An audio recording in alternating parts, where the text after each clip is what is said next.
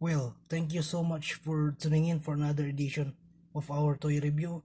This time my featuring is my SH Figure Arts Figma figure, male figure. Yan.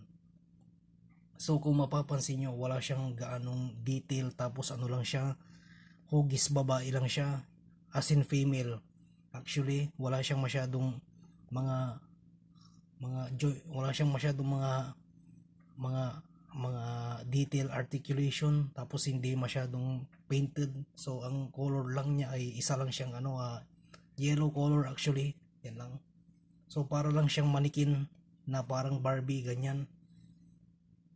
So yun, itong aking i-review ngayon sa inyo, ang aking Figma figure SH Figure Arts Body Chan. So yan.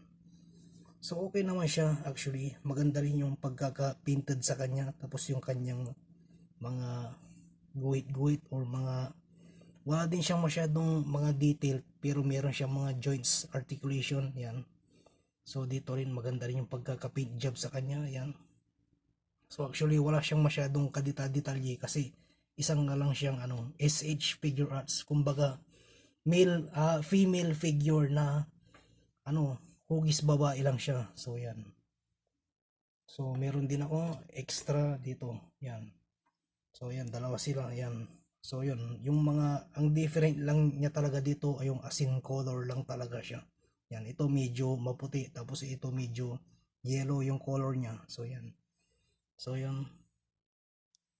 So comparison natin, okay lang naman, medyo naiiba lang talaga yung color nilang dalawa sa isa't isa.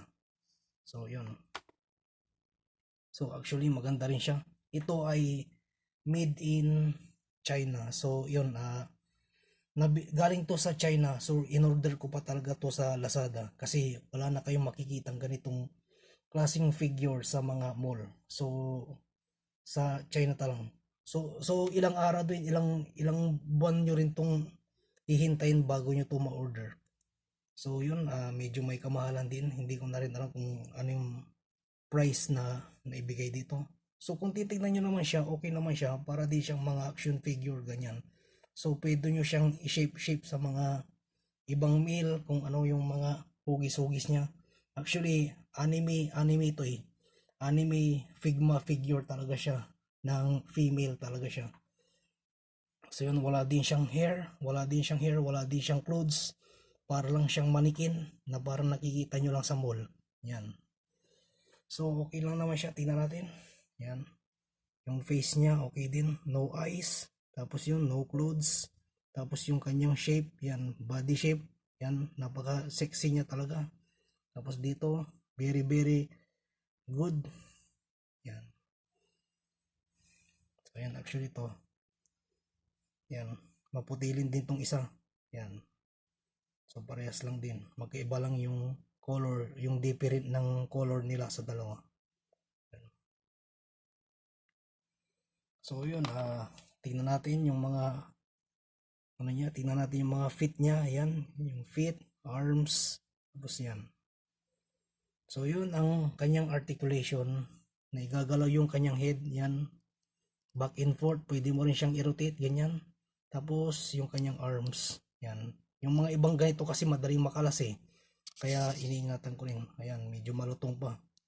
Tapos yun yung kanyang, ito yung kanyang arms. Tapos yung pwede mong i-bend yung kanyang elbow at articulation.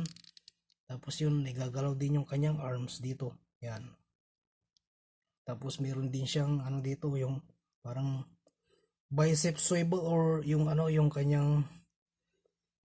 kanyang dito ay sa dibdib. So pwede rin siyang naibebend din siyang ganyan. Ayan, naibebend din siyang ganyan. So yun din. Tapos dito rin naibebend din to. So meron din siyang arms na pwedeng palitan, kaso nga lang nawawala yung ibang arms niya eh. Tapos yun, yung kanyang only yung knee articulation niya. Tapos yung kanyang feet nagagalaw din ng ganyan. Yan o, yan. Malutong siya. Medyo matunog pa. Yan. Tapos yung kanyang itong feet, yan, nagagalaw ng ganyan. Tapos pwede mong i-bend ng ganito yung kanyang knee articulation. Yan, nagagalaw siyang ganyan. So yun, meron din siyang kinakabit kaso nga lang nawala. So ito lang yung mismong figure na meron akong. Yun, SH Figure Arts. Body Chan Figma figure ang tawag dito. Yan. So maganda rin siyang i-articulation. Tapos yun din, pwedeng pang display, fighting pose, ganyan. Yan. So manood din kayo ng ibang channel ng Figma Figure Arts. Mas maganda rin kung mapapanood nyo rin siya. So yan lang guys. Thank you for watching to my channel and see you next time. Goodbye. Thank you.